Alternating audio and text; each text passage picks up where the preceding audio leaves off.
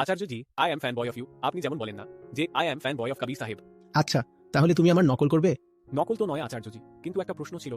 কবির যেটা বলেন না, সন্ত কবির। সন্ত কবির যে সবসময় বলেন, একদিকে বলেন যে ধীরে ধীরে রে মোনা, ধীরে সব কুছ হয়, আর অন্যদিকে সেই সন্ত কবিরই বলেন যে কাল করে সো আজ কর। হ্যাঁ, তো এটা দুজন আলাদা আলাদা লোকের জন্য বলা হয়েছে। যখন তুমি অহংকার, যখন আলসেমিকে হাতিয়ার বানাবে, তখন তিনি বলবেন কাল করে সো আজ কর, এটা শুভ কাজের জন্য। অহংকার যখন আলসেমিকে ঢাল বানিয়ে বাঁচতে চাইবে, তখন বলেন কাল করে সো আজ কর, শুভ কাজের জন্যে।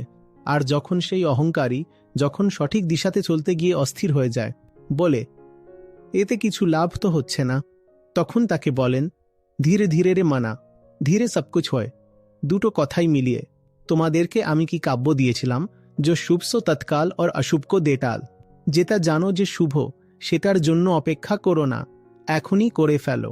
আর যেটা জানো যে অশুভ, সেটাকে শুধু একটু পিছিয়ে দাও, পিছিয়ে দাও, পিছিয়ে দাও, পিছিয়ে দাও। ঠিক আছে, চলো। Thank you sir.